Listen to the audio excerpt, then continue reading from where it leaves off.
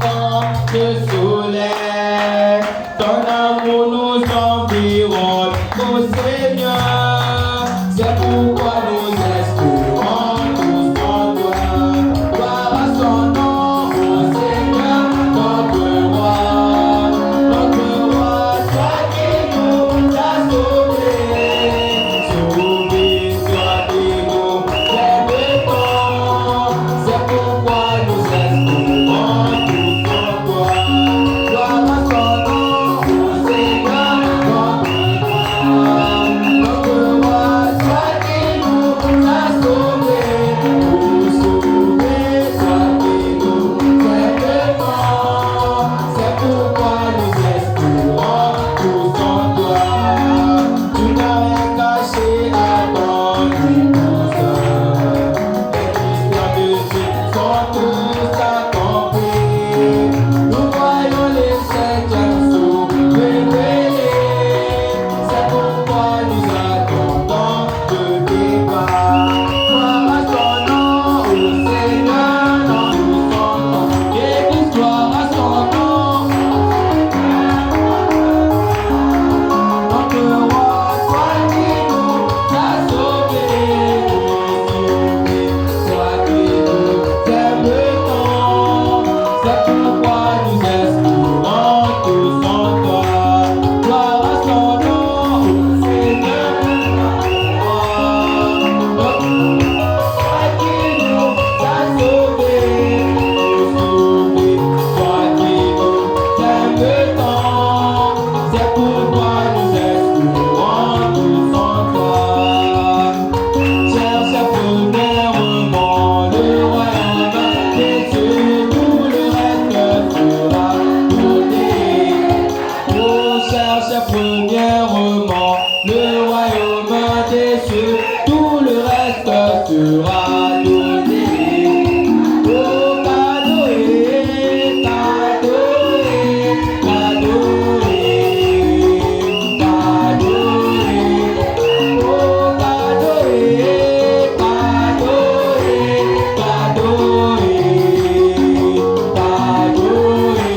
cadeau, le mariage cadeau, la bénédiction cadeau, la voiture cadeau, toutes ces choses cherche premièrement le royaume des cieux, tout le reste sera donné.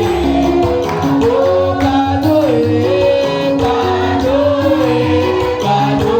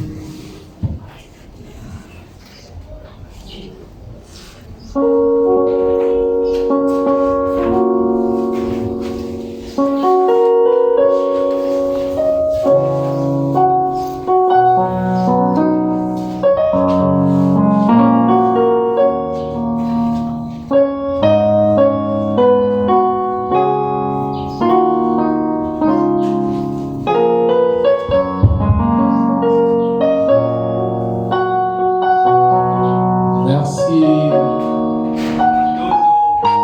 très précieux frère Shekina, pour cette adoration sacrée et pieuse qui fait du bien à nos âmes.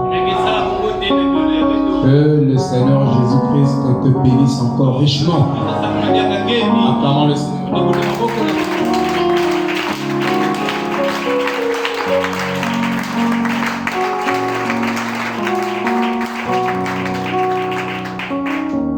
Je vous salue tous au nom béni de notre Seigneur et Sauveur Jésus-Christ.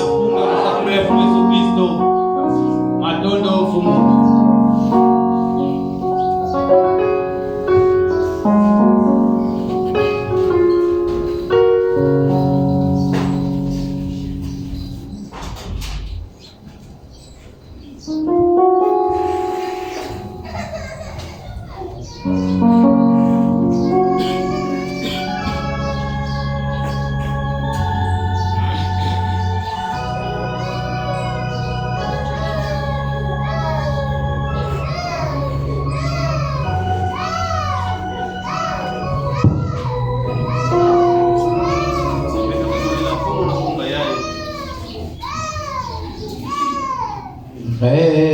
avec nous, Seigneur, le jour des délivrants.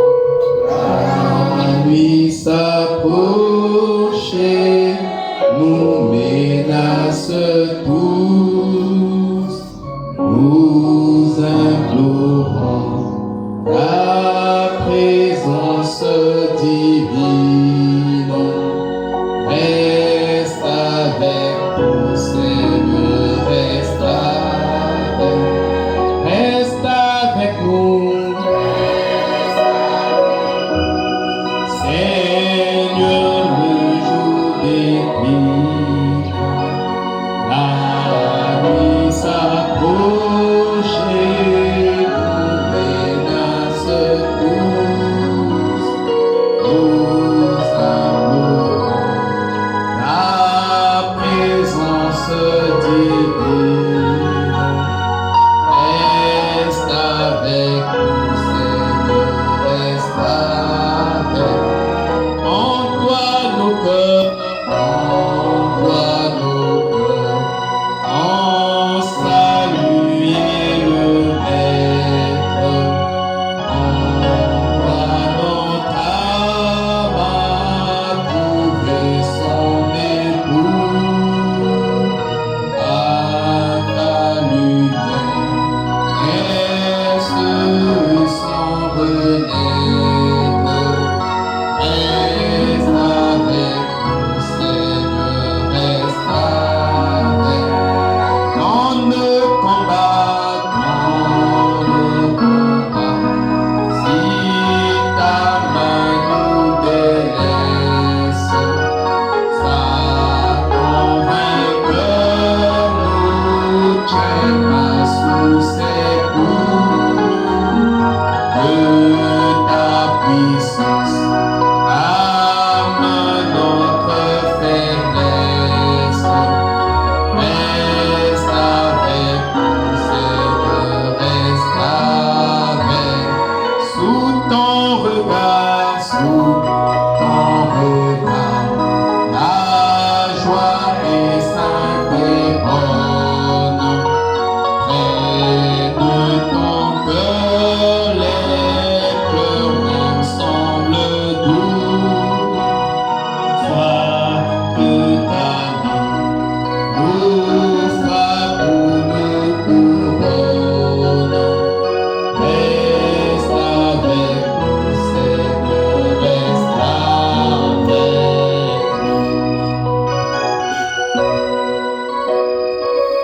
Précieux Père, reste avec nous, Seigneur. Car près de toi, même les pleurs semblent doux. Seigneur, nous te remercions pour ta grâce qui nous émue, qui nous dévance, qui nous vainc, qui anticipe même nos actions.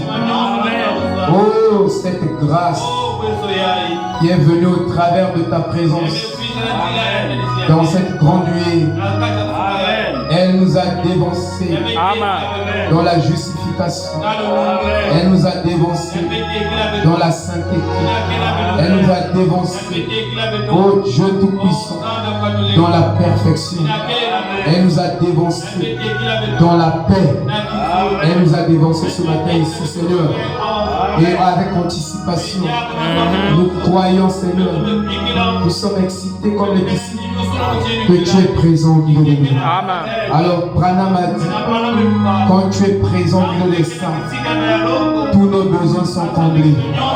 C'est pourquoi, Seigneur, nous sommes venus afin que tu nous amènes dans les profondeurs de ta parole, le fond de la mer. Seigneur, Nous voulons te connaître dans ton intrinsèquabilité. Nous voulons te connaître dans ta racine. Nous voulons te connaître. Oh Dieu, comme le Seigneur Jésus-Christ pouvait transformer de l'eau en vin en contournant l'enracinement. Oh Dieu de la ville, il a contourné la plantation. Il a pris l'eau. Il a changé cela en vin. Oh, le vin typifie l'excitation de la révélation.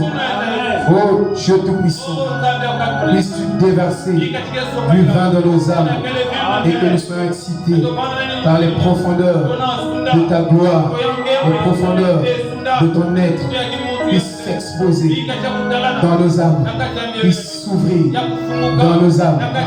Oh Seigneur, nous voulons te toucher ce matin. Nous voulons te toucher. Nous voulons un contact surnaturel avec toi. Un contact dans l'âme.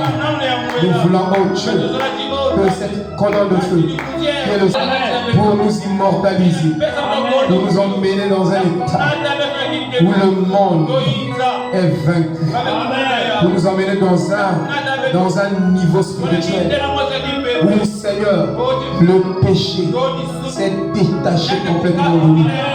Seigneur, viens immortaliser nos âmes dans ta présence, que nous soyons des immortels au travers de ta parole, car tu as dit la guérison sera sous ses ailes, les ailes de Malachie 4. Et nous avons compris que cette guérison ne regardait pas seulement le corps, mais c'était aussi l'immortalité de l'âme, la guérison de nos âmes. C'est pourquoi, Père, nous croyons que dans ce message, nous sommes immortalisés. Nous sommes immortalisés. Nous sommes devenus des immortels au travers de ce message de Malachie 4. L'Apocalypse 10. Oh Dieu puissant, prends le contrôle de toute chose. Pousse ta pensée là-bas, comme l'Est et l'Ouest. Que ta pensée sonne au travers de la parole. Dans le nom de Jésus-Christ. Amen. Amen.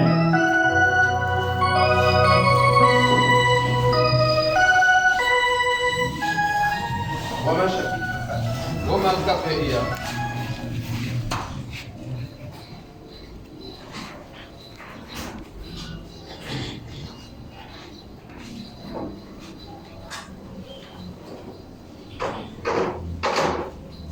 Verset 9.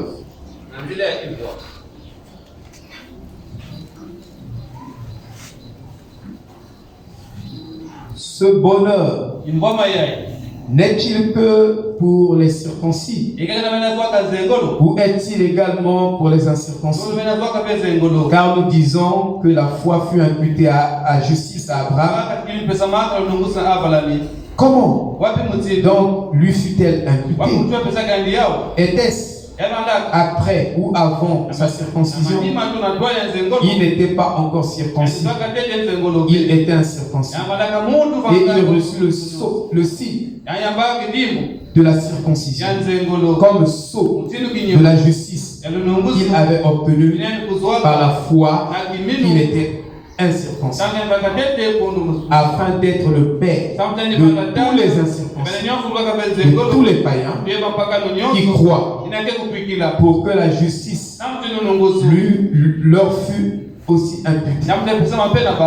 Et le père des circoncis, qui ne sont pas seulement circoncis, mais encore qui marchent sur les traces de la foi de notre père Abraham quand il était incirconcis. En effet, ce n'est pas par la loi que l'héritage du monde a été promis à Abraham ou à sa postérité, c'est par la justice de la foi. Amen. Amen. Que le Seigneur ajoute ses bénédictions à cette lecture. Shalom. Nous sommes en train de parler de la justice et de l'injustice. Et nous avons dit que la chair ne sert à rien. La chair ne peut pas se justifier.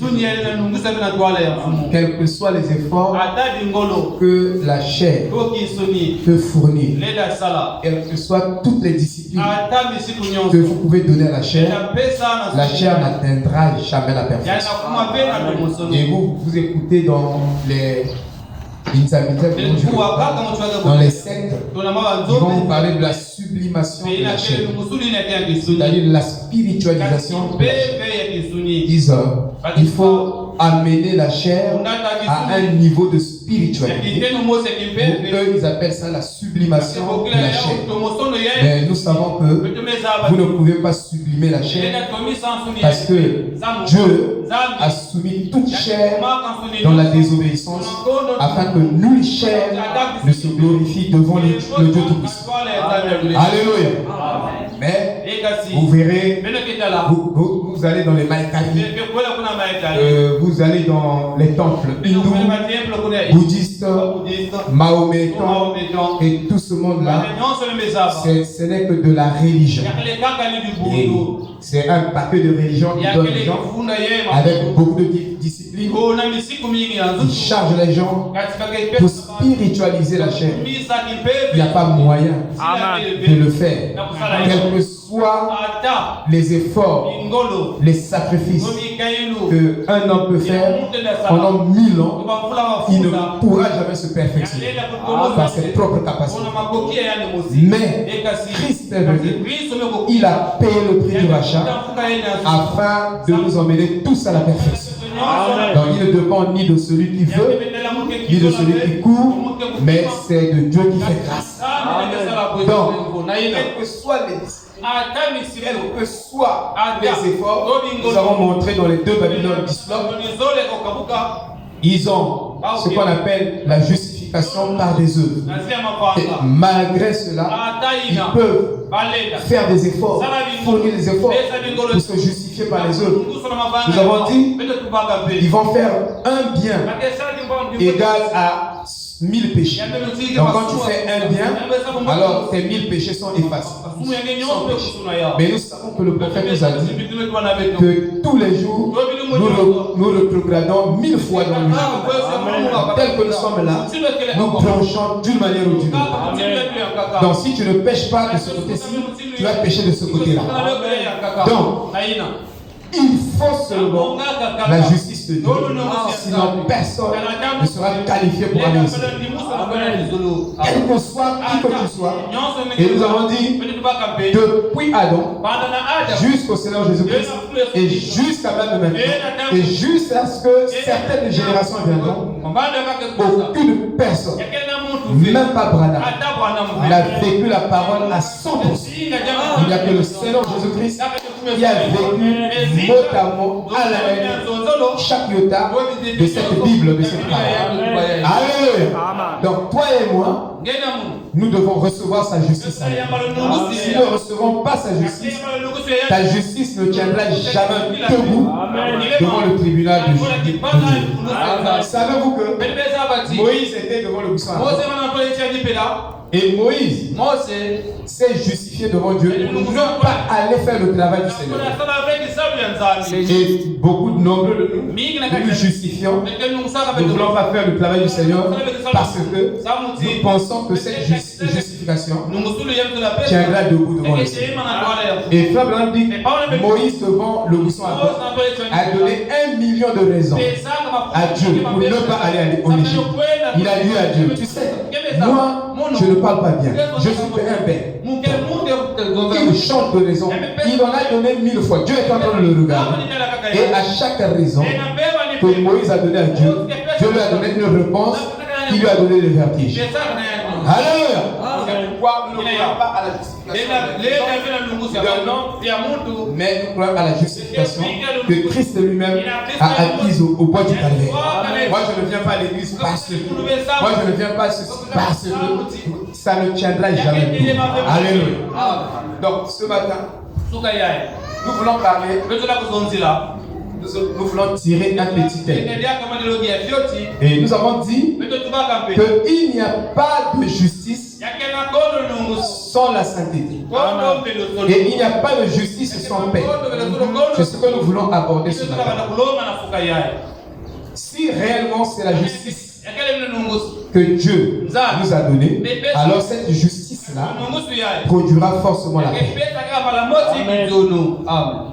Et pas une paix comme le monde la donne. Mais une véritable paix, une véritable paix de Jean 14, 27. C'est cette paix-là que nous aurons. C'est une paix éternelle. C'est une paix établie.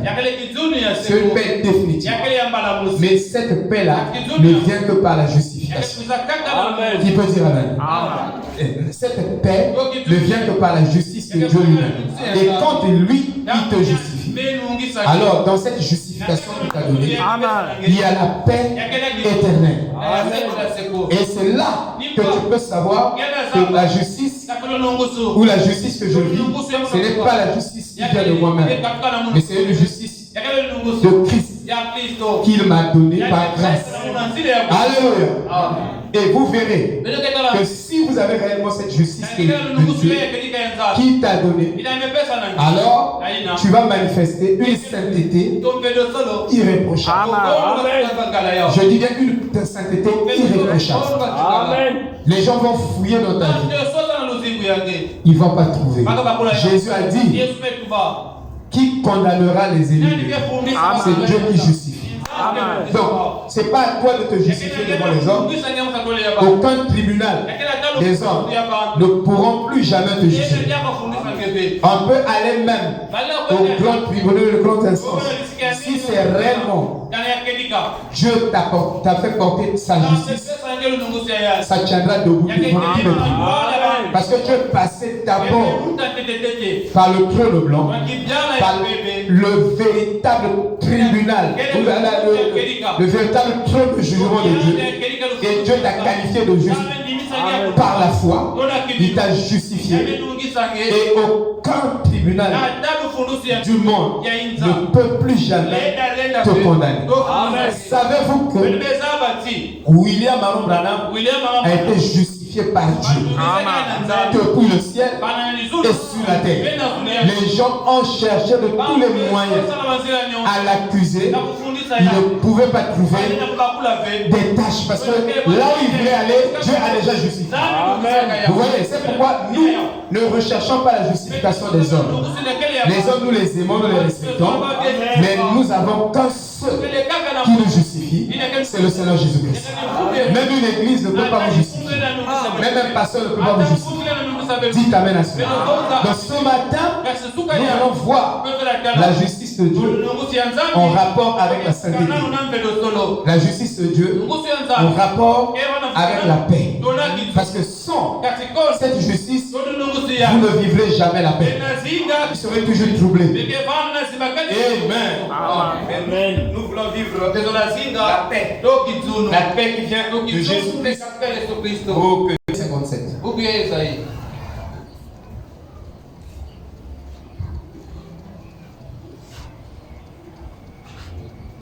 Verset 1 à 2. Le juste périt, nul n'y prend garde. Les gens de bien sont enlevés et nul ne fait attention.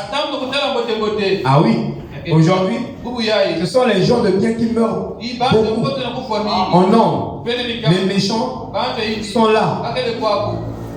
Mais les gens de bien meurent. Mais personne ne prête attention. Dit la Bible que c'est par suite de la malice que le juste est enlevé. Il entrera dans la paix. Le juste entrera dans la paix. Autrement dit, vous n'aurez pas de repos sans la paix. En fait, il n'y a pas de repos sans la paix. C'est la paix qui produit le repos. Donc, vous ne pouvez pas avoir de repos si vous êtes en paix. Et vous ne pouvez pas avoir la paix si Dieu ne vous a pas justifié. Et c'est donc, que signifie donc cette justification qui produit la paix et le repos et la sainteté? Alléluia. C'est ce que nous voulons étudier ce matin. Voyez, il reposera sur sa couche. Celui qui aura suivi le droit chemin. Amen. Quand Frère Branham est mort, Frère Duplessis s'est levé. Il a dit c'est bien. C'est très bien. Il meurt par accident. Ce faux prophète qui condamnait les gens. Ça, c'est un pentecôtiste. Il dit cela à Frère Branham. Mais nous savons que quand Dieu vous justifie, il vous confirme devant le monde. Et s'il y a un homme dans notre génération qui a été confirmé que Dieu était avec lui, c'est William Aron Branham. Amen. Devant le défi de Mont Carmel à Houston, c'était un défi. Vous voyez? Qui a Dieu? Qui n'a pas Dieu? Ici, là, on a tiré les photos de tout le monde. Aucune photo n'est sortie. Mais un seul cliché, c'était celui de William Aron Branham pour confirmer que c'est lui, mon prophète à moi. Et Elohim lui-même s'est laissé être filmé, photographié avec son noble prophète, son prophète vindicatif. Voyez-vous, pour confirmer que c'est lui qui a la bouche autorisée de cet âge ici. Et Frère Branham me dit que cela ne choque personne. Je suis la bouche de Dieu pour cette génération. C'est-à-dire, écouter Branham, c'est écouter Dieu. Amen. Alléluia. Frère Nivet est arrivé, il était troublé. Il ne savait quoi faire avec son ministère parce qu'il est au chaos. Chaos. Il trouvait que ce qu'il a lu dans la Bible ne se matérialisait pas. Il a dit donc la Bible n'est pas réelle. Alors, Dieu l'a emmené un jour à rencontrer un homme, un court bonhomme. Et quand Branham s'approchait avec les autres ministres, la voix lui a dit: s'il y a un homme que toi, tu dois écouter dans cette génération, c'est cet homme. Alléluia. Nous écoutions Branham parce que Dieu l'a justifié en le confirmant. Quand Dieu a justifié Abraham, Dieu lui a donné le sceau de la confirmation. Le sceau, la marque, comme quoi c'est mon serviteur. Amen. Et la Bible dit: ne touchez pas à mes oins. Celui qui touche à l'un des plus petits de mes oins touche à la prunelle de mon œil. C'est pourquoi je ne parlerai pas en mal de William Aron Branham. Et vous ne parlez pas en mal d'un fils ou d'une fille de Dieu que Dieu a justifié. Ne parlez pas en mal de lui parce que vous toucherez à la prunelle de l'œil de Dieu. Et Dieu va s'occuper de vous. Amen. Voyez-vous, frère, ici je lis dans Ésaïe 57 au verset 15-16.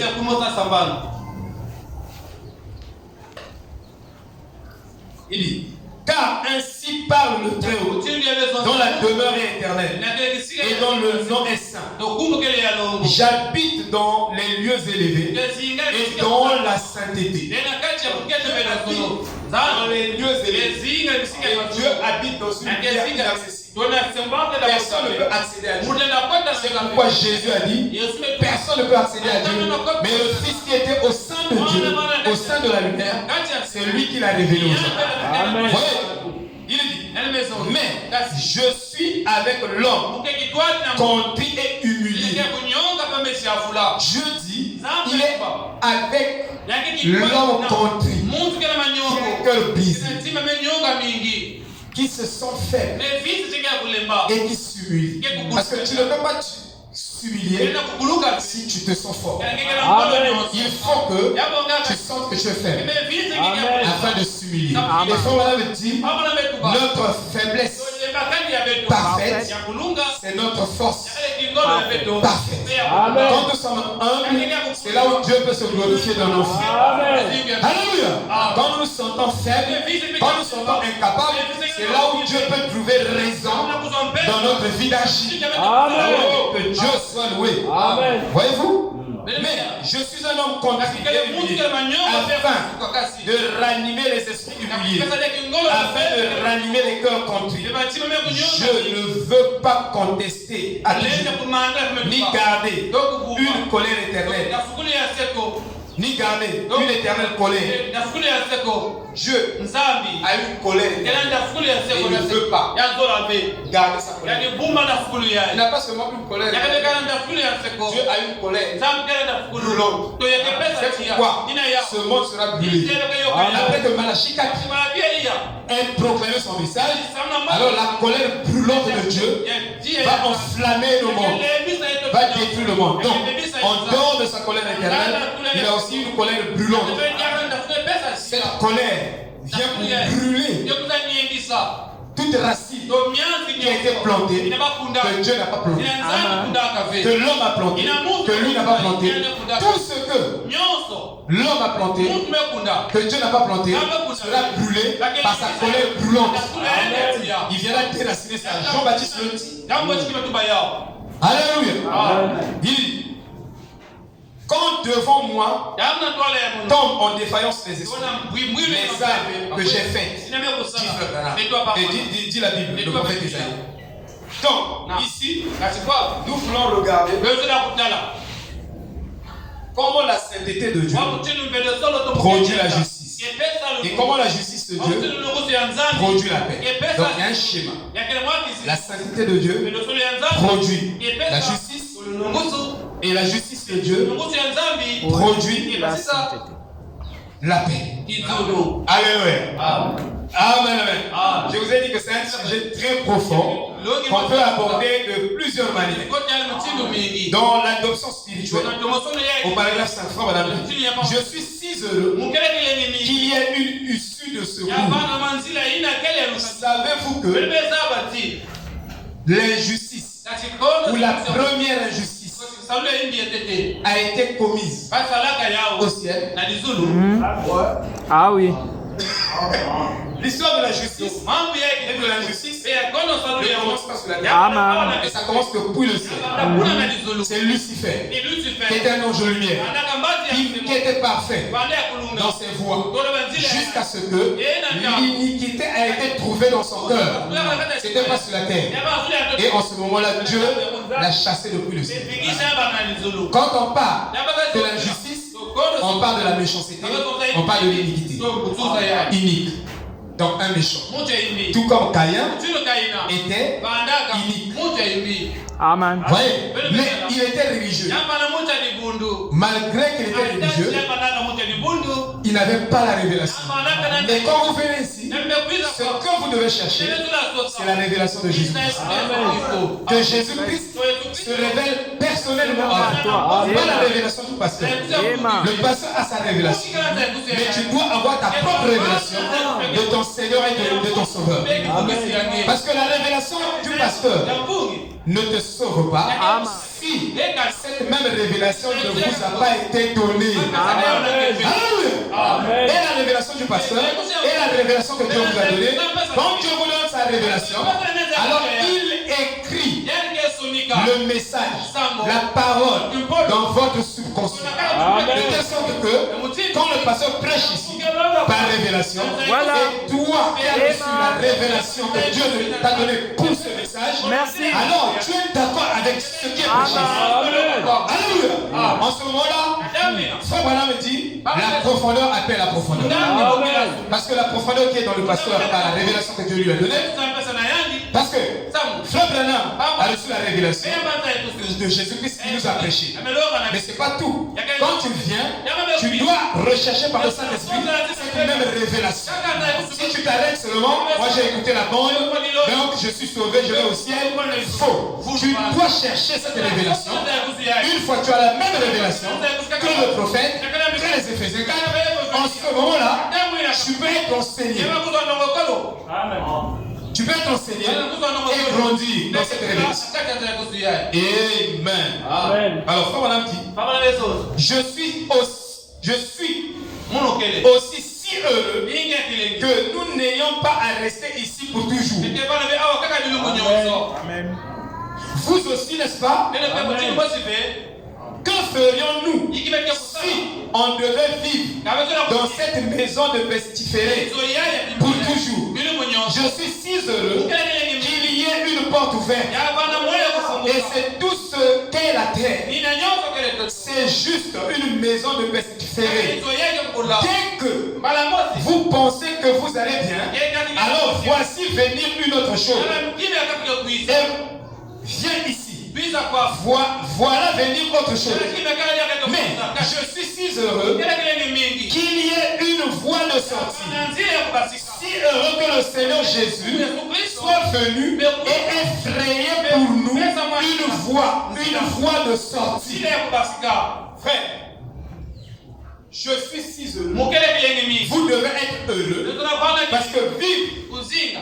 Imaginez-vous que si Dieu n'avait pas fait un chemin, il avait dit que tu vas vivre éternellement dans ce corps de poussière, dans ce corps malade, dans ce corps corrompu, éternellement. Frère, je vous dis, supporter de vivre dans ce corps, même 80 ans, c'est vraiment une grâce. Vivre dans ce corps, chaque jour, oui, frère. Mais frère Madame dit, je suis si heureux que Dieu a pourvu une fois de sortie. C'est-à-dire, au lieu de vivre éternellement dans ce corps malade, il nous a préparé des corps. Amen. Des corps qui ne tombent pas malades. Des corps qui ne tombent pas dans la fatigue. Amen. Parfois tu travailles, tu as des maux de tête. Pasteur, comment? J'ai des maux de tête. Je n'ai pas dormi toute la nuit. En train de méditer la parole. Je suis si heureux que nous avons une issue. Alléluia. Amen. Quand vous êtes sauvés, quand vous avez le Saint-Esprit, vous n'avez plus peur de quitter ce corps. Dites Amen. Vous n'avez plus peur parce que vous trouvez que c'est un avantage pour moi de quitter ce corps et de rentrer dans mon corps glorieux. Qui est déjà arrivé là? J'aime beaucoup les projets. Est-ce que bien aimé? Voyez-vous? Mais c'est un avantage. Paul disait ça. Il dit, je préfère aller rejoindre Christ. Mais c'est un avantage pour vous que j'y reste dans ce corps pour que vous bénéficiez des enseignements de la révélation de Dieu. Amen. Alléluia. Donc c'est un avantage. Voyez-vous? Alors, frère Madame dit,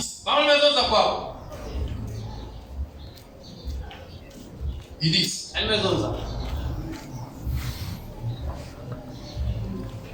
donc pourquoi le Saint-Esprit a-t-il été au paragraphe 148. Bon, je lis au paragraphe 148. Alors, si vous êtes un citoyen du royaume de Dieu, comment est-ce qu'il vous a fait? Comment est-ce qu'il vous fait agir? Qu'est-ce qui montre que vous êtes un citoyen du ciel? Que vous avez reçu la justification qui vient de Dieu, pas les hommes. Alors, écoutez ce que Frère Balaam dit. Comme Dieu le fait dans son royaume, donc le royaume de Dieu est sur la terre. Mais ça ne vient pas de manière à frapper les regards. Amen. Mais il est déjà là, sous une autre forme, sous une forme invisible. À bientôt, il va devenir visible dans le millénium. Mais ça est déjà là, au milieu de nous. Et les sujets de ce royaume sont aussi là, présents sur la terre. Amen. Et ceux-là, les sujets de ce royaume, Dieu les fait agir différemment des sujets du monde. Amen. Ils sont dans le monde, mais ils ne sont pas de ce monde. Amen. Vous voyez? Alors, frère Madame dit, alors, qu'est-ce que Dieu fait dans son royaume? Comme Dieu le fait dans son royaume. Alors, qu'est-ce que Dieu fait dans son royaume? Dans son royaume, il fait porter chaque citoyen de son royaume sa propre sainteté. C'est ce que Dieu fait dans son royaume. Amen.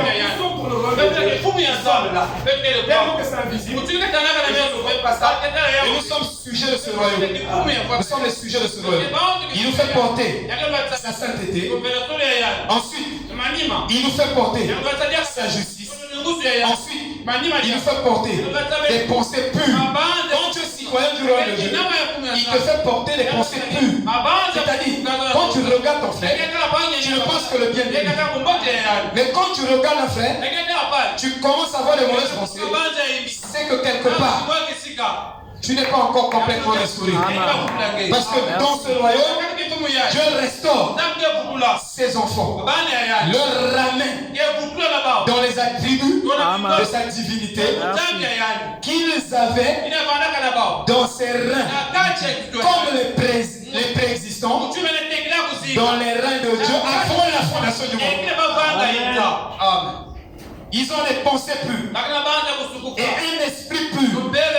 Si tu es un citoyen du royaume de Dieu, c'est que ton esprit est lavé par le sang de Jésus. Et le sang de Jésus est capable de diluer, de détruire chaque tâche du péché que le diable a ensémencé dans ton âme, dans ton esprit. Le sang de Jésus, ce n'est pas le Pax.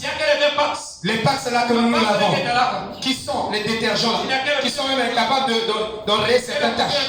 Mais quand le sang de Jésus tombe sur l'âme, si l'âme là est noire comme plus que la nuit, et plus que la nuit, noire plus que la nuit, le sang de Jésus-Christ lave cette âme de telle sorte que l'âme là devient plus blanche que la neige. Que la neige, mais plus blanche que la neige. Alléluia. Oui. Il fait porter la puissance. Tu ne peux pas être dans le royaume de Dieu et tu n'es pas puissant.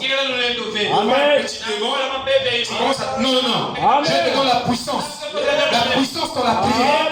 La puissance dans une vie de sainteté. Tu es capable de guérir ton corps dans une sainteté devant le péché, devant les péchés, devant le mal. Tu peux t'abstenir. Tu peux t'abstenir parce que la Bible dit celui qui est né de Dieu ne pêche pas. Il n'a pas la capacité d'aller se souiller avec les femmes. Il n'a pas la capacité de dire des mots sales. Il n'a pas la capacité. David dit si je pars comme eux, je trahis la race de tes enfants. Donc, il n'a pas la capacité d'utiliser les mêmes mots que les païens. Savez-vous que dans le royaume de Dieu, nous avons un langage. Nous avons un langage hypothèque. Ce langage logos. Ce n'est pas le langage du diable. Ce n'est pas le langage du monde. Dans le royaume de Dieu, nous avons une manière de parler. Même si quelqu'un nous écoute, ça peut réveiller la sémence en lui. Ça peut réveiller quelque chose qui est le Dieu dans son âme. Même nos réponses sont inspirées. Amen. Amen. Vous voyez, il nous faut porter l'amour. Son amour. Et l'amour d'aller vers les perdus. Si nous sommes du royaume de Dieu, Dieu nous a fait porter son amour d'aller vers les perdus, vers les faibles. Nous sommes dans l'église. Il y a les forts et les faibles. Mais si vous avez Dieu dans votre cœur, vous serez attentionné sur les faibles dans l'église. Votre attention est placée. Mais comment Maroumène, elle a mangé? Est-ce qu'elle a mangé? Vous, vos regards, le Saint-Esprit vous rend attentifs aux besoins de vos frères. C'est ce que tu as dit. Amen. Amen. Au lieu de voir seulement vos besoins, vous serez attentifs aux besoins des autres. Ça montre même que vous êtes un citoyen du royaume. Amen. Vous voyez? Il dit d'aller guérir les malades, d'aller accomplir les miracles, de faire des grandes choses. Frère Banam, 10 choses.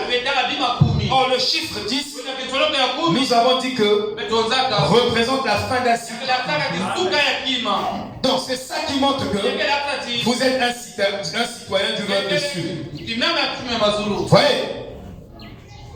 Le chiffre 10, comme le dit commandement, les 10 espions que Moïse a envoyés à Canaan, c'était 12. C'était 12.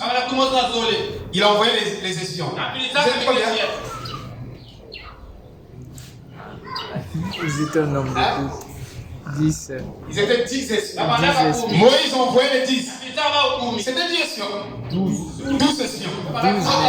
12. Il faut connaître la vie. Non, c'est pas. Oh, t'as appelé 12.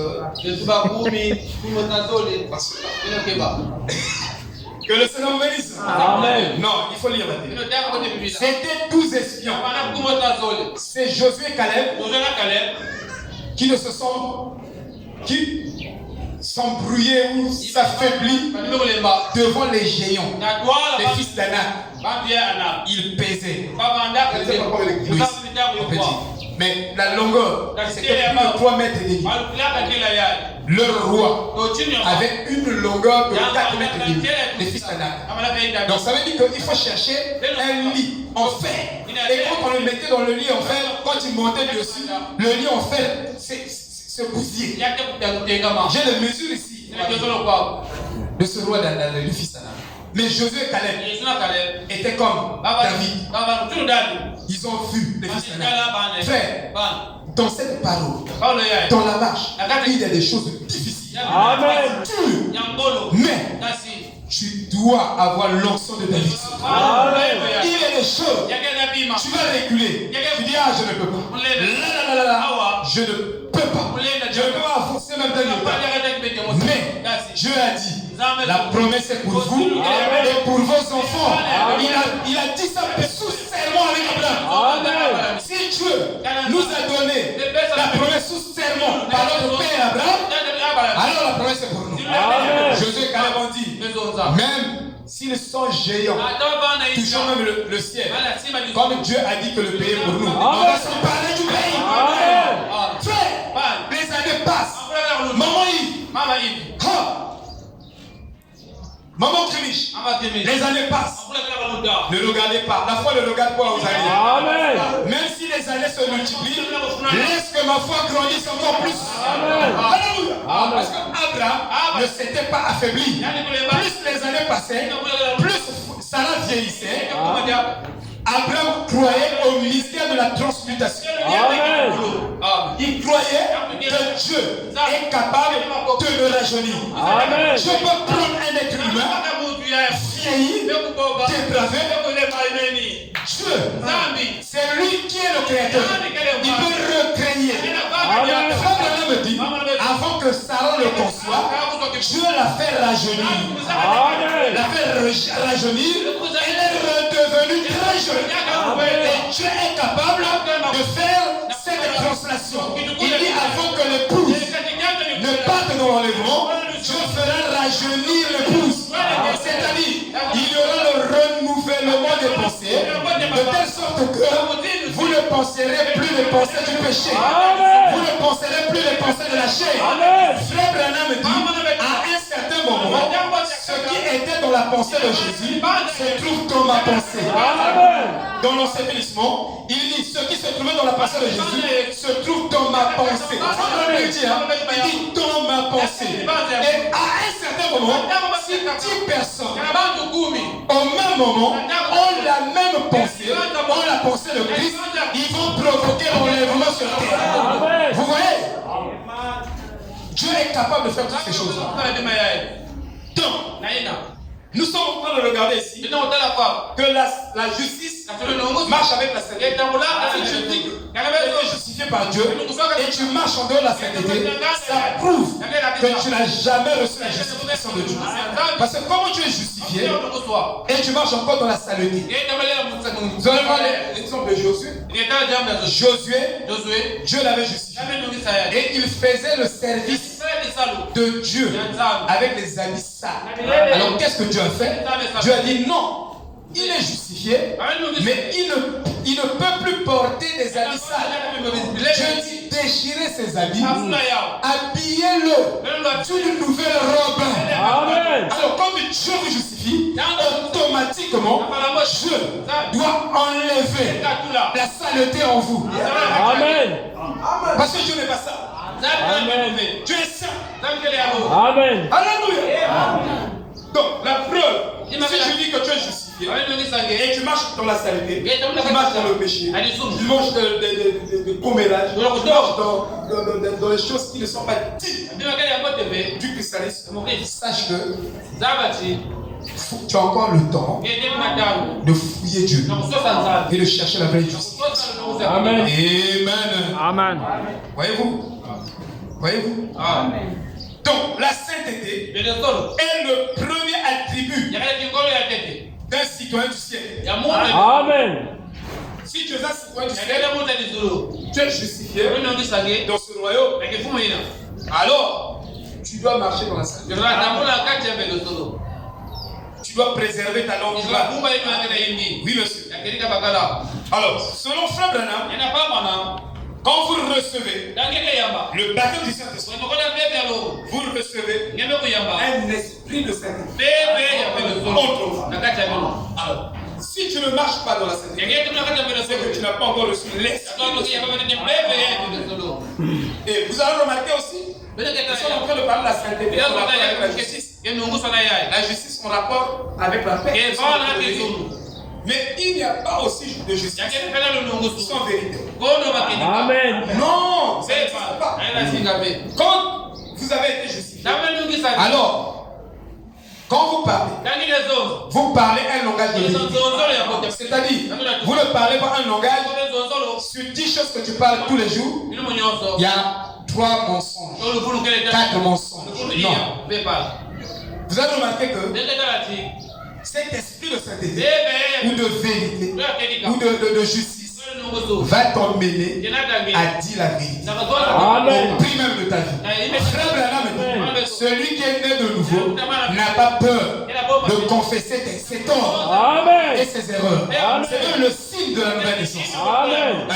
Quelqu'un qui est né de nouveau, s'il force, il t'a déchiré, il t'a fait du mal, vous verrez que ce n'est pas sa nature, il va te demander pas. Amen. Mais celui qui n'est pas né de nouveau, même s'il t'écrase, même s'il te piétine, il te demandera pas pardon. Amen. Parce que ce n'est pas dans sa nature. Ce n'est pas un avec lui. Alléluia. Amen. Vous voyez, donc, il dit, la sainteté est le premier attribut. Hébreux chapitre 12, verset 14. Poursuivez la paix avec tous et la sainteté sans laquelle nul ne verra le Seigneur. Amen. Donc si tu ne poursuis pas la sainteté, la paix, alors tu ne verras pas Dieu. Amen. Non. Dans Hébreux 12, verset 10. Car ceux-là, disciplinés pendant peu de jours, discipliné pendant peu de jours, selon qu'il le trouvait bon, je peux te discipliner pendant peu de jours. Je peux te faire passer un mois, une discipline. C'est Dieu qui décide. Et les épreuves et la perfection, tout ne vient que de Dieu. Amen. Savez-vous que vous ne pouvez pas participer à la sainteté de Dieu si vous n'acceptez pas souffrir pour sa cause? Amen. Si toi, tu refuses de souffrir pour le nom de Jésus, qui est le message de l'homme, alors tu ne peux pas participer à la sainteté de Dieu. Amen. Dieu ne peut pas te faire porter. Amen. Parce que même la perfection n'est jamais possible sans les épreuves et la souffrance. Toi, tu ne connais pas la maladie. Tout va bien. Bon. Jacques continue. Jacques continue. Tout va bien, tout va bien, tout va bien au nom de Jésus. Ça, c'est dans un autre contexte. Oui. Mais, frère, il faut passer par les épreuves et la souffrance. Et c'est Dieu qui vous emmène sur ce chemin. Parce que Jésus-Christ, l'homme parfait, Il est passé par là. En tant qu'homme, Dieu devait nous démontrer comment un homme pouvait devant les circonstances de la vie se conduire. Voyez. Il dit dans 2 Corinthiens 7, verset 1. Ayons donc ces promesses, bien-aimés, purifions-nous nous-mêmes de toute souillure, de chair et d'esprit. Achevons la sainteté dans la crainte de Dieu. Paul dit, la forme la plus élevée de la sainteté, la forme la plus élevée de la sainteté, Paul a appelé cela le baptême du Saint-Esprit. Amen. La forme la plus élevée. Quand tu es baptisé, la forme la plus élevée de la sainteté. Et il dit, ce baptême du Saint-Esprit emmène la pensée de Dieu. Paul a dit, nous avons connu le Seigneur. Nous avons la pensée du Seigneur. Et quand tu es vraiment saint, tu es sanctifié, tu verras que les pensées du Seigneur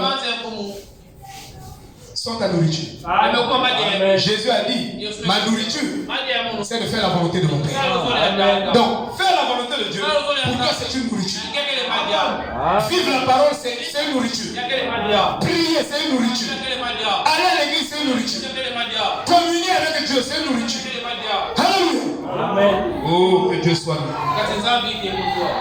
Voyez-vous,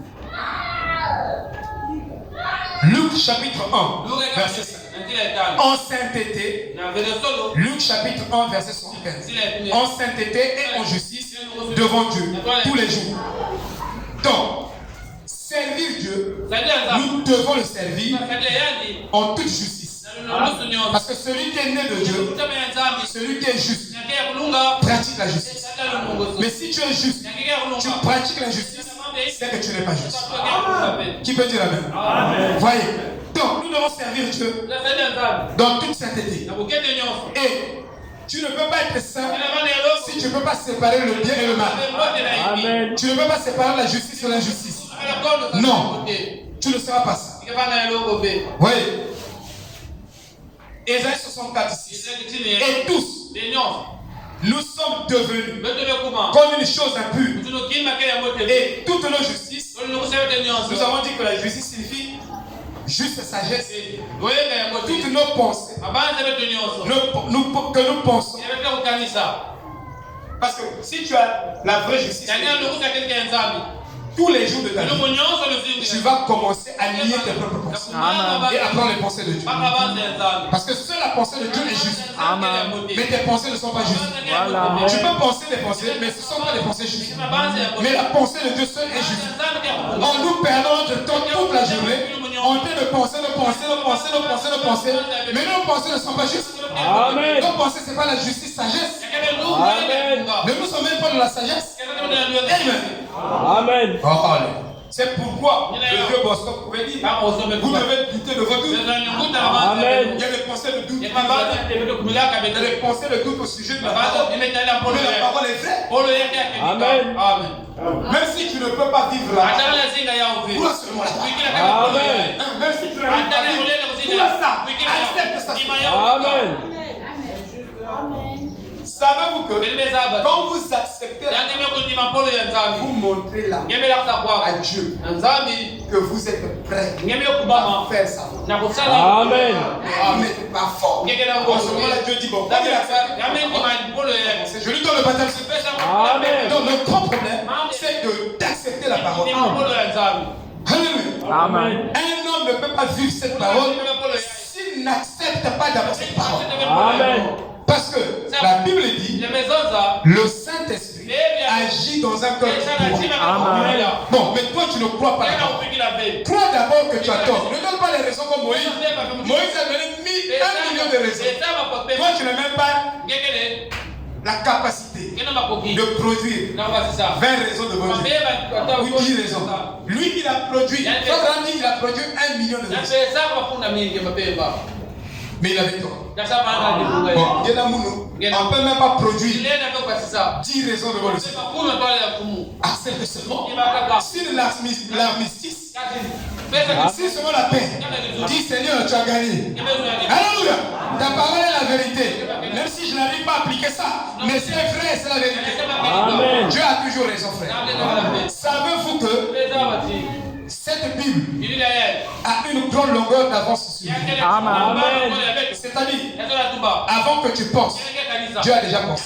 Amen. Avant que tu parles, la Bible a déjà dit. Amen. Tout ce que tu dis, sache que Dieu a déjà dit. Amen. Il a déjà dit ça. Mais il a dit correctement. Et tu dois fouiller la manière dont Dieu a dit ça. Alléluia. Amen. Dieu a déjà pensé cela. Avant que je ne pense. Amen. Donc quand tu viens ici, ne pense pas que c'est toi qui commence à penser. Non, Dieu avait déjà pensé. Amen. Donc la Bible là, il y a une longueur d'avance devant tout homme, devant tout monde. Amen. Devant le corps, devant le bagage, les biavous, beaucoup les la Bible avait déjà pensé. Dieu avait dit déjà que quand il arrivera ici, il aura besoin de la perfection. Je pourvois déjà le sacrifice qui est Jésus. Il a déjà immolé Christ dans sa propre pensée. Avant que Christ ne vienne, avant que toi tu ne viennes, il savait qu'ils vont tomber. Il faut un sacrifice. Dieu avait déjà vu avant. Et il a déjà préconisé la solution. Donc avant que ton problème là t'arrive, il y avait déjà une solution. Tu me dis, non, Dieu, pourquoi j'ai permis? Non, j'ai permis ça pour ton bien, parce que j'avais déjà une solution pour ça. Mais c'est nous qui ne comprenons pas. Oh, mais Dieu, pourquoi tu as permis ceci? C'est comme si Dieu, il est en retard. Non, il dit, oh. Hein? Mon petit, je t'avais déjà blessé. Alléluia. Avant que tu n'arrives là, il y avait déjà la solution. C'est pourquoi nous devons chercher Dieu. Parce que c'est lui la solution. Il n'est pas la dernière solution. Il est la première et la dernière solution.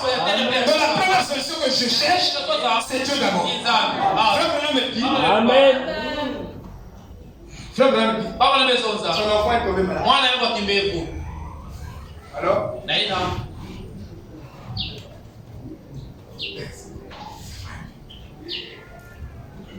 Son enfant est tombé malade. Péda est tombé malade. Ils avaient une infirmière à côté de Alors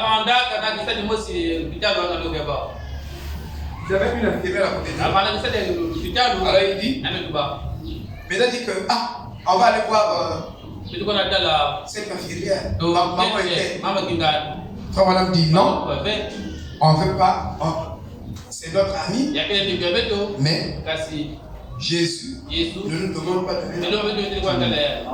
la première personne que nous devons voir quand nous sommes malades, c'est Jésus-Christ. Amen. Voyez-vous? Parce que c'est lui le docteur. Savez-vous que, en tant que prophète, Frère Branham a manifesté les attributs de Dieu en tant que docteur, en tant que professeur, en tant que philosophe, Amen. en tant qu'écrivain. Ça, je vous dis ça. Amen. Il n'y a pas quelqu'un dans notre âge qui a parlé mieux que Frère. Amen. Et ce qu'il a dit, il a dit mieux que tout le monde. Amen. Donc quand toi tu viens pour chercher, je ne sais pas dans quel dictionnaire, parce que le vrai dictionnaire aujourd'hui, c'est le Saint-Esprit. Amen. Et le Saint-Esprit qui a œuvré dans Frère. Amen. Parce qu'il a apporté des mots qu'il a apporté, frère, que vous ne trouverez pas dans le dictionnaire. Amen. Et quand le Saint-Esprit utilisait parfois, frère, voilà, les mots qu'il utilisait, ça donnait même la colère aux intellectuels de ça. Ça leur donnait des vertiges. Il dit qu'il y aura une voiture sans volant. C'est-à-dire que personne ne sera au volant. Mais la voiture là est téléguidée ailleurs. Vous êtes là. Celui qui conduit la voiture là n'est pas au volant. Vous êtes assis. Vous regardez. Le volant est là. Personne n'est au volant. Mais téléguidé depuis là. Satellite. Et ça sera, la voiture là aura la forme d'un œuf. Ça c'est la cinquième vision de Frère Branham. C'est je l'église. Et quand Frère Branham a prophétisé, il a commencé à prophétiser ça depuis. Mais j'ai la succession de ces prophéties. En telle année, il a prophétisé. En telle année. Donc, quand vous voyez la chronologie de cette prophétie, Il a commencé en 1933, 1953, 1966. Il est arrivé jusqu'à 1964. Et cette prophétie est venue s'accomplir en 1979. Mais quand il disait ça, il n'y avait pas de voitures téléguidées. Amen. Sous forme d'œuf. J'ai même les images. Amen. Vous voyez? Donc quand il dit ça, il a prophétisé sur le sida. Il a appelé ça les Mongoliens. Il dit la 4e génération qui viendra. Il dit si cette génération tombe en syphilis, il dit que le sida, c'est un démon qui a évolué. Il est parti du syphilis, gono, et tout. Et c'est la 4e génération. Quand on arrive là-bas, ça devient le sida. Mais c'est parti. J'ai aussi la chronologie. Ça commence ici. Il dit que cette génération sera une génération mongolienne. C'est-à-dire, il ne met pas le mot sida, mais il dit l'esprit de cette maladie sous d'autres mots. Mais comme vous êtes prophétique, Frère Branham dit la capacité prophétique sera donnée aux élus de l'âge. C'est-à-dire, ils seront des aigles. Le prophète que Dieu va susciter dans cet âge-là, Dieu lui donnera un style, une capacité, et ce style-là sera répété sur l'ensemble des élus de cet âge-là. C'est pourquoi nous prêchons, souvent on dit Frère Branham a dit, Frère Branham a dit, Frère David, il monte à l'hôtel. Frère Branham dit qu'il a un ministère. Frère David monte. On va prêcher aujourd'hui. Ouvrez le Bible. La parole, il dit cette écriture. Frère Branham dit. Cette écriture. Frère Branham dit. Frère Branham dit. Frère Branham dit. Frère Branham dit. Frère Branham dit. Les gens disent quoi? Ils ont vu frère. Le frère David n'a pas dit. C'est quand lui il prêche, il cite la Bible et il dit il n'a pas de ministère. Il a dit oui, il a un ministère authentique. Amen. Parce que l'esprit qui a écrit la Bible ou qui a écrit la Bible avec Moïse, avec Paul, c'est le même esprit qui s'est incarné dans le prophète Malachi 4 pour expliquer, pour détailler ce que Paul a écrit, ce que Moïse a écrit. Amen. L'honnêteté intellectuelle nous dit, quand je prends la pensée de René Descartes sur le subconscient de la je donne René Descartes pour que les gens sachent que je n'ai pas triché ça. Je n'ai pas eu ça de moi-même. Amen. Mais j'ai pris ça de moi-même. J'ai des pasteurs pentecôtistes. Ils lisent les brochures. Dans la chambre. Il finit de lire les brochures. Il monte devant le frère. C'est comme si un homme me dit, tu dois les révélations. La parole fait chair. La parole fait chair.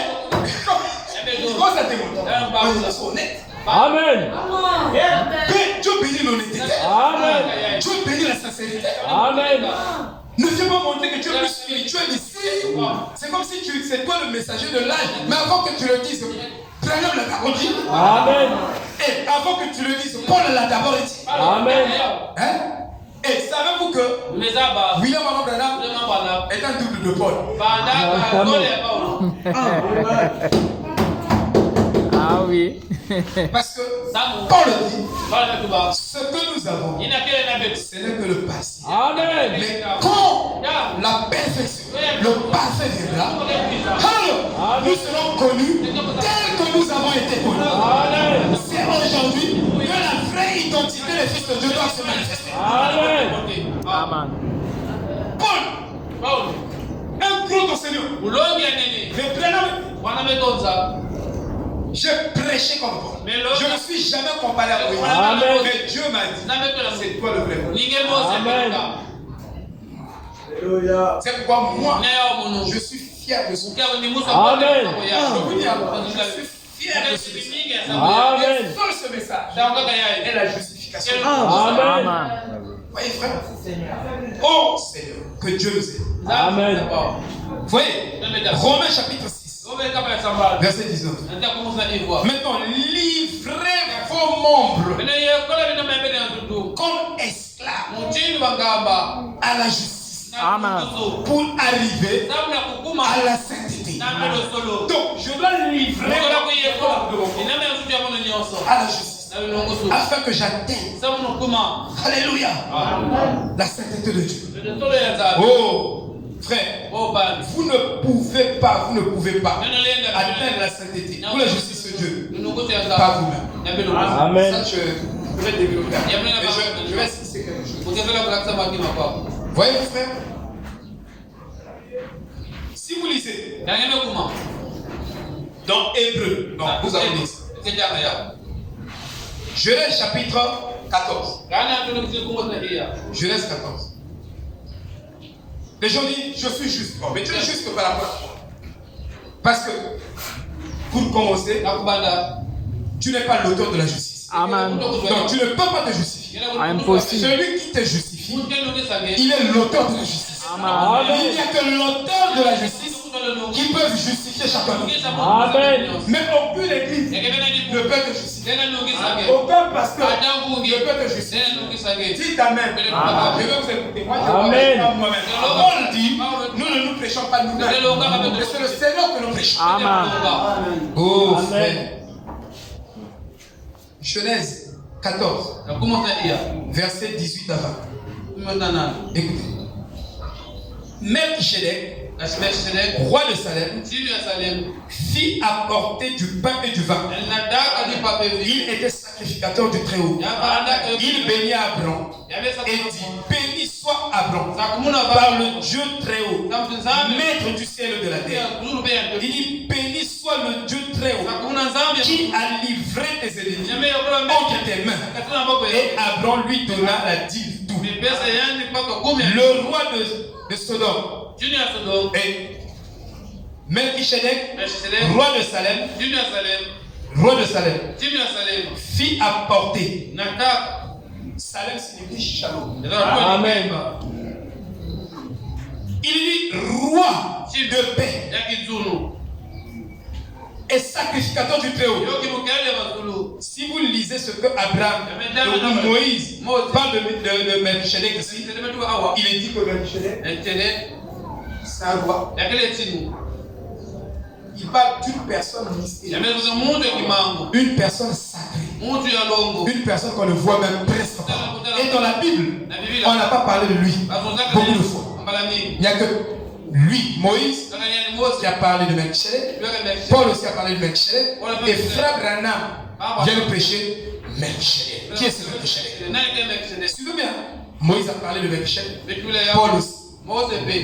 Paul dans Hébreu 7, verset 1 à 3, il parle de ce personnage mystérieux. Mais qui est ce Melchisedec? Amen. Alors, nous comprenons que parmi les grands mystères majeurs en ce temps du soir, que l'épouse devait connaître, l'épouse devait connaître qui est ce Melchisedec. Voilà. Pourquoi? Parce que Abraham a prêché la demeure future. Voilà. Et il a parlé de shalom. Amen. C'est-à-dire l'épouse devait comprendre Amen. cette paix mystérieuse, cette paix éternelle que Melchisedec a apportée autour de la femme. Amen. C'était très utile pour l'épouse. Juste. Amen. Il était roi de paix et roi de justice. Il est roi de paix, il est roi de justice. Parce que vous ne pouvez pas être juste et manquer la paix. Amen. Parce que Dieu doit donner la paix à ceux-là qui l'a justifié. Amen.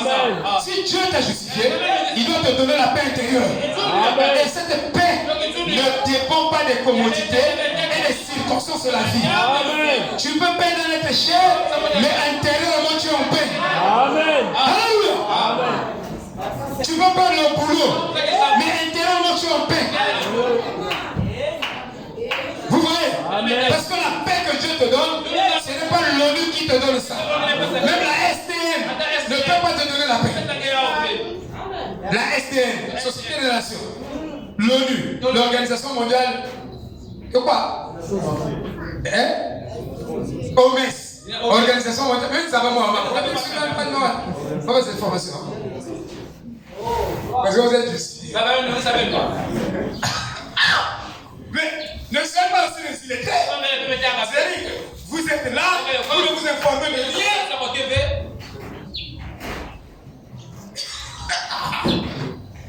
Alléluia. Des fois, je lisais les jours. Des fois, je m'informe sur l'actualité. Frère Eral est là. Lui, il est. Frère Eral est désolé. Il est là. Le gars qui est venu aussi. Lui aussi, c'est désolé. Mais pourquoi moi? Quelqu'un même pas moi là. Mais la prophétie est en cours. Amen. Un frère. Et Jésus nous a dit dans Matthieu, soyez vigilants. Amen. Il dit prêtez attention. C'est-à-dire, suivez l'actualité. Amen. Il nous a demandé de suivre l'actualité. J'ai une écriture qui nous demande de suivre l'actualité. Amen. Mais tant que tu as été enseigné comment on à ne pas suivre l'actualité. Ah, la radio gagne un diable. Oh, toi. Mais quand tu dis ça, tu as un téléphone. Non, mais le vêtement. C'est une civilisation. Amen. Enfin. Oh, voilà. Donc, Melchisedec, un roi de paix et de justice. Et tout ce que Paul, l'apôtre Paul, le grand gaillard, il parle de ce Melchisedec. Hébreux 7. En effet, ce Melchisedec, roi de Salem, sacrificateur du Dieu très haut, qui alla au devant d'Abraham, lorsqu'il revenait de la défaite des rois, qui le bénit, ainsi de suite. Vous pouvez lire jusqu'à la fin ici, vous continuez. Il parle de Melchisedec. En parlant, les deux en parlant de Melchisedec, ils mettent Melchisedec en rapport avec la paix et la justice. Donc l'auteur de la justification ou de la justice, c'est Melchisedec. Amen. Et Melchisedec, donc qui est ce Melchisedec? C'est Dieu lui-même. Donc Dieu est l'auteur de ta justice. Amen. Frère, tu ne peux pas te justifier en aucune manière. Amen. Tu ne peux pas faire ce que tu peux faire. Tu ne seras jamais justifié. Pas tes œuvres charismatiques. Tu peux même aller voir de ton corps. Crucifiez-moi. Comme je vous ai dit, beaucoup des initiés, ils se sont crucifiés. Crucifiez-moi. Tournez-moi la tête comme ceci. Le sacrifice là ne compte pas pour la rémission des péchés. Amen. Parce que la naissance virginale vous disqualifie. Amen. Écoutez. Je suis le fils unique de Dieu. C'est-à-dire, je suis né de façon particulière. Aucune personne avant moi ne naîtra comme ça. Amen. Aucune personne après moi ne naîtra comme ça. Amen. Jésus est né d'une naissance immaculée. C'est-à-dire, Marie n'a jamais connu tort. Dieu lui-même s'est abaissé. Dieu, le créateur de l'univers, des galaxies, de toutes choses, s'est abaissé, au niveau de sa créature. Et il est rentré dans la matrice de Marie. Il a créé l'ovule lui-même. Il a créé le sperme lui-même. Et il a fusionné les deux. Frère Branham dit, c'est un sang créé. Mais nous tous qui le naissons, ce sont Mahomet, Bouddha, tout ce monde-là, ce sont des sons uniques. Que nous avons reçu de paix, la paix, la paix. Mais cette fois-ci, pour corriger le péché originel depuis le jardin d'Éden, Dieu doit contourner le sexe. Il doit créer lui-même et notre sang, et nous viendrons sous cette lignée-là. Frère Branham dit, tous ceux qui sont nés de nouveau, ils ont une naissance immaculée. C'est la vérité. Alléluia. Amen.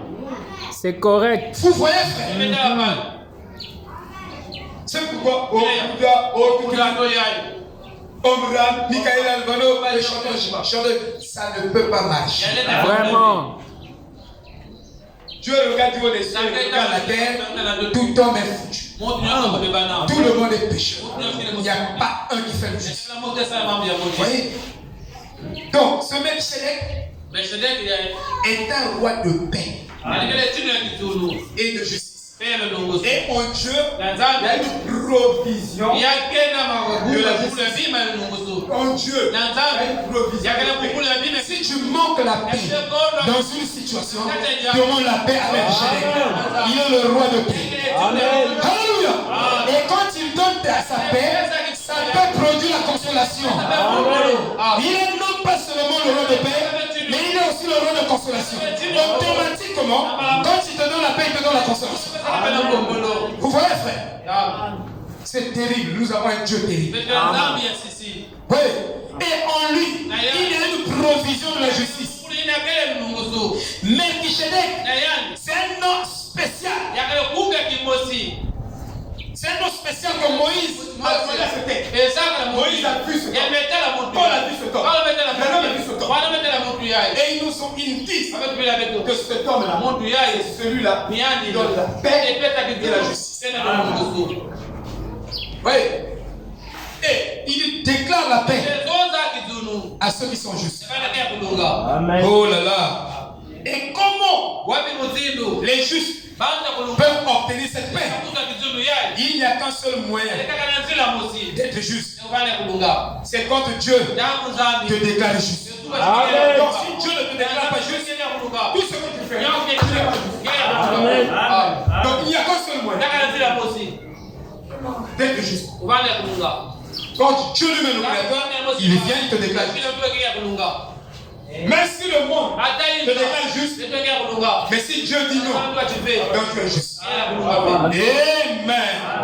Oh, mon frère, ma soeur. Quand Dieu te déclare juste, alors il te donne le sceau de la confirmation. Il te confirme que tu es son fils. Voici celui-ci, mon bien-aimé, mon bien-aimé, mon qui j'aime de tout. Voilà. Et quand Frère Branham est entré en scène, il nous a dit en prêchant, si vous lisez bien les vous étudiez le mot du prophète, Frère Branham est en train de commenter 2 Thessaloniciens 1, 2 Thessaloniciens 2, en rapport avec la justification de l'épouse. Il commence ses écritures en disant que 2 Thessaloniciens 1, 2 Thessaloniciens 2, c'est là où Dieu explique la justice au temps d'histoire. Donc, votre justification de pentecôtiste là, que vous prêchez, que vous expliquez, ça n'a rien à voir avec la justice que nous sommes en train de parler ici. Amen. Donc, la justification que Dieu fait porter à l'époux, Dieu bienvenu s'appelle 2 Thessaloniciens 1, 2 Thessaloniciens 2. C'est où Dieu lui-même, Voilà. il descend lui-même pour venir justifier l'épouse. Et quand il descend, il vient déclarer que de tous les hommes que vous voyez, jamais est juste. Il dit, tout ce monde à Babylone, celui qui est juste sera là. C'est ça que Dieu fait. Il descend lui-même, il est moussé juste. Ce n'est pas un homme qui le fait, mais c'est Dieu lui-même qui vient de déclarer juste. Et il le fait dans 2 Thessaloniciens 1, 2 Thessaloniciens 2. Allez lire, vous allez voir qu'il est descendu, c'est ce qu'il a dit. Et il vient pour dire que le jugement a frappé le monde. Merci. Et quand il y a le jugement, il y a la justification. Amen. Tu ne peux pas prêcher le jugement sans pourtant, dans le jugement, ne peut pas s'abattre. Si Dieu n'enlève pas d'abord les justes, ou ne met pas le sceau sur les justes, Amen. pour lâcher le jugement, Merci Seigneur. l'impie ne peut pas périr avec le juste. Amen. Il y a d'abord l'avertissement, puis jugement. Donc, quand il descend, il avertit l'épouse. Et quand il descend, il vient sceller l'épouse. Quand il descend, il vient rassembler l'épouse autour d'un message. Là où sera le cadavre, c'est là où les aigles vont se sortir. Et nous sommes là autour du cadavre. Amen. Dieu est en train de nous justifier. Donc notre justification, c'est 2 Thessaloniciens 1, 2 Thessaloniciens 2. Amen. Ça s'appelle, notre justification s'appelle la présence de Jésus-Christ. Amen. C'est sa propre présence. Très juste. C'est ça la justification. Amen. Amen. Alors, vous voyez, Il est venu. Il est descendu. Mais avant qu'il ne descende, mes frères, il est descendu. Il y avait une confusion que j'appelle la confusion dénominationnelle. Dieu c'est ceci, Dieu c'est ceci. Ça c'est au temps des juges. Au temps des juges, il n'y avait pas un prophète. Or, le prophète, c'est lui qui ramène le peuple à Dieu. C'est la bouche de Dieu. Alors, nous ne sommes pas au temps de juges. Nous sommes au temps où le Seigneur promis descend. Amen. Et Frère Branham dit, il est le propre interprète De sa parole. Voilà. Propre interprète de sa parole. Ça veut dire qu'il va interpréter sa parole en faisant ceci. Il va prendre sa voix, il va mettre dans la voix Amen. pour nous parler. Voilà. Et si vous voyez bien Apocalypse 10, ici là, au son de la trompette du 7e ange, quand il proclamera sa trompette, Voilà. là, dans une seule voix, Amen. lisez bien, dans une seule voix, le mystère de Dieu sera révélé. Il y a le mystère des sceaux. Les sceaux viennent ouvrir le mystère de Dieu. Voilà. Tant que les sceaux sont fermés, Dieu est fermé. Donc, Frère Branham me dit, les sceaux fermés, toute la Bible de la Genèse à l'Apocalypse. Aussi longtemps que les sceaux ne sont pas ouverts, mais qui a scellé ce livre? Frère Branham nous dit, c'est Adam qui a scellé le livre. Et quand il a péché, ce péché d'Adam a fait que le livre soit fait. Donc c'est Adam qui a amené que le livre soit fait. Donc c'est Adam qui a scellé le livre. Amen. Quand il a péché, Dieu a récupéré le titre de propriété. Il dit, ça va pas dans les mains de Satan, ça me revient. Mais c'est scellé. Amen. Pourquoi? Parce que dans ce livre, il y avait l'immortalité. Voilà. Amen.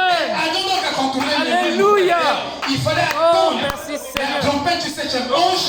Juste. Quand la voix sera dans la voix, c'est-à-dire Dieu va emprunter la voix de Branham pour me parler. Amen. Dieu va emprunter la voix de Blaise pour te parler. Dieu va emprunter la voix de Branham pour parler pour toi. Voilà. C'est trop Donc c'est juste. la voix dans la voix. Donc c'est la voix avec gros V. Voilà. Dans la voix avec petit V Oui. qui nous apparaît. Amen. C'est la vérité suprême, c'est juste. Alléluia. Amen. Oh, que Dieu soit loué. Amen. Je voulais commenter quelque chose, mais le temps est parti. Il n'y a pas de paix. Il n'y a pas de justice sans Melchizedek. Shalom. Amen.